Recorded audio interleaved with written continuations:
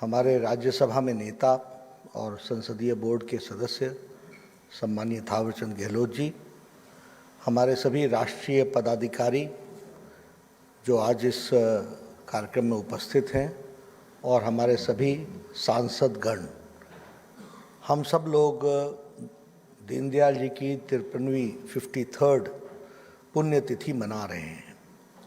आज के दिन को हम पार्टी की तरफ से समर्पण दिवस के रूप में मनाते हैं और देश भर के सभी इकाइयों में समर्पण दिवस के रूप में हम अपने आप को समर्पित भी करते हैं, उनके जीवन से प्रेरणा भी लेते हैं और उनके जीवन पर चर्चा करते हुए किस तरीके से उन्होंने पार्टी, विचारधारा और राजनीतिक दल के रूप में जो हमको दिशा दी, दृष्टि दी, उसके बारे में हम सब चर्चा करते हैं।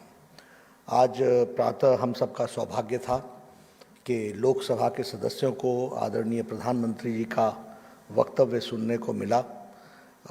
कोरोना काल में हम सबके सत्र अलग अलग समय पर लगते हैं, इसलिए ये व्यवस्था की गई कि लोकसभा के सदस्य जिनकी 4 बजे से संसद लगती है, उनको हम 11 बजे सुबह उनका कार्यक्रम करेंगे और शाम को 4 बजे राज्यसभा के सदस्यों का करेंगे। तो लोकसभा के सदस्यों का जो कार्यक्रम था उसको आदरणीय प्रधानमंत्री जी ने संबोधित किया और उन्होंने हम लोगों को दृष्टि और दिशा दी है, जिसको हम सब लोग संकल्प के रूप में लेकर के आगे बढ़ने वाले हैं।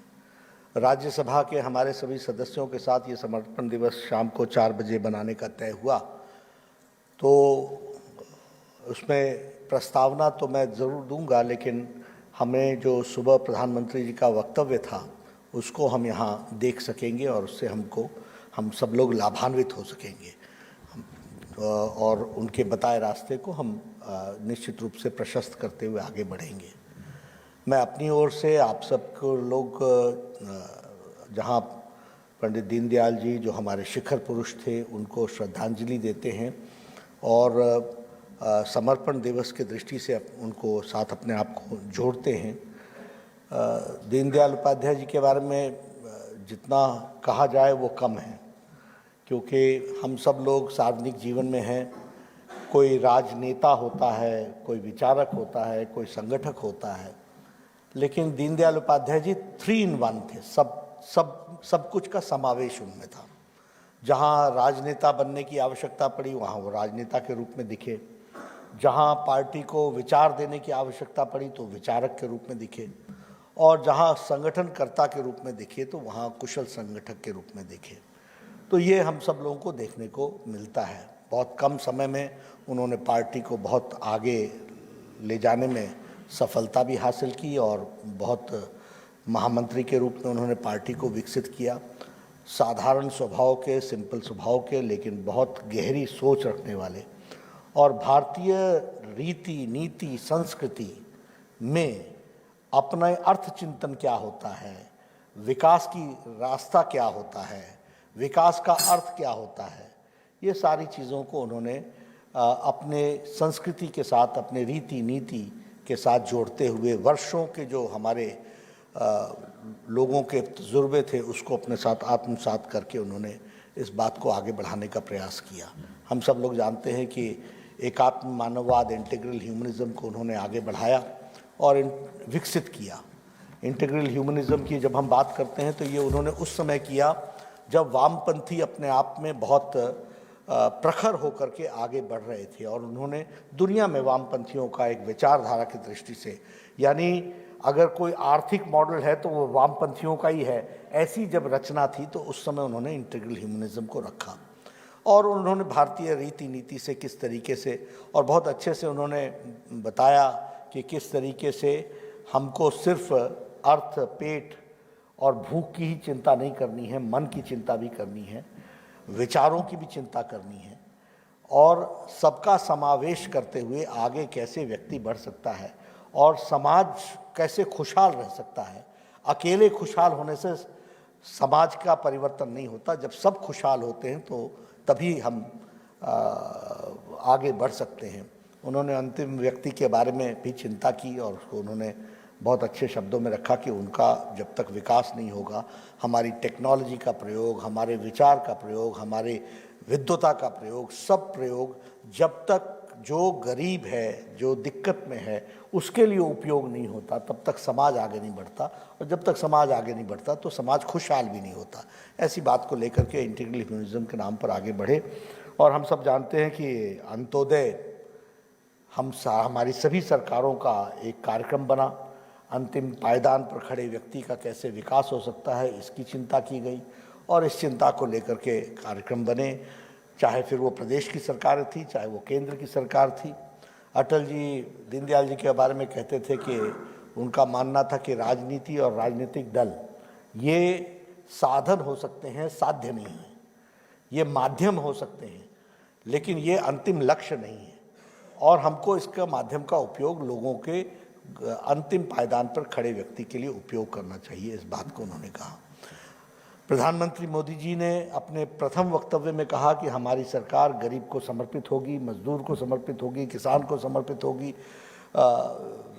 गरीब के लिए समर्पित होगी, दलित के लिए समर्पित होगी, अंतिम व्यक्ति के लिए समर्पित होगी। और जितने कार्यक्रम बने हैं वो सारे कार्यक्रम इसी दृष्टि से बने। जनधन योजना से लेकर अगर हम बात करें आयुष्मान भारत, प्रधानमंत्री आवास योजना, ये हमारा उजाला योजना, उज्ज्वला योजना, सौभाग्य योजना, जितनी भी योजनाएं हैं वो सारे, प्रधानमंत्री किसान सम्मान निधि, जितनी भी योजनाएं हैं वह एम्पावरमेंट के लिए है, महिलाओं के एम्पावरमेंट के लिए है, गरीब के एम्पावरमेंट के लिए है, उनके सशक्तिकरण के लिए है। उसको आगे बढ़ाने का प्रयास किया है। प्रधानमंत्री के नेतृत्व में 2 पॉलिसीज़ भी आई, एजुकेशन पॉलिसी आई और हेल्थ पॉलिसी आई। दोनों पॉलिसीज़ को अगर आप देखेंगे तो वह भी संपूर्ण भारत का कैसे विकास हो सकता है स्वास्थ्य के क्षेत्र में और शिक्षा के क्षेत्र में, उसकी भी चिंता की गई है।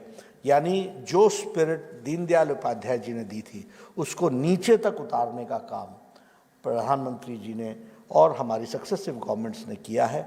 यहाँ भी उन नीतियों को आगे बढ़ाने के लिए हम सब लोग अग्रसर हुए हैं।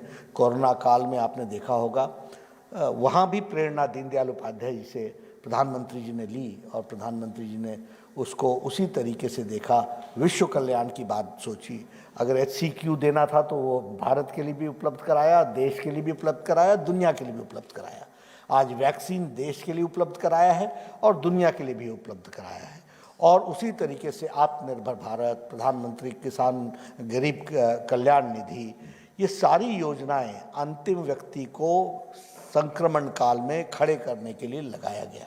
और मुझे खुशी है कि उनके नेतृत्व में पार्टी ने भी, ये अकेली भारतीय जनता पार्टी है, जब सभी पार्टियां लॉकडाउन हो गई थी तो पार्टी का कार्यकर्ता पंडित दीनदयाल उपाध्याय से प्रेरणा लेकर और मोदी जी के बताए रास्ते पर निकला और बहुत बड़ी मानवता की सेवा की, लंबे समय तक की, सारे देश में की। तो वो भी हम सब लोगों ने वो काल देखा है। तो आज हम जहाँ समर्पण दिवस मना रहे हैं, आपके और प्रधानमंत्री जी के बीच में ज़्यादा देर न रहता हुआ हमको अभी उनका जो उन्होंने सुबह वक्तव्य दिया है उसको सुनने का मौका मिलेगा।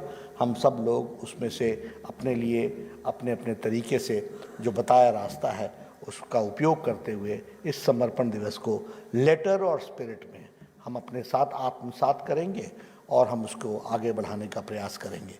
सांसद हम सब नेतृत्व करते हैं और हमारा नेतृत्व समाज को एक दिशा देता है, इसलिए आज हम सब प्रेरणा लेकर के उनसे इस बताए रास्ते पर चलने का संकल्प लेंगे। यही मुझे कहना है। आप सबने बात सुनी, बहुत बहुत धन्यवाद।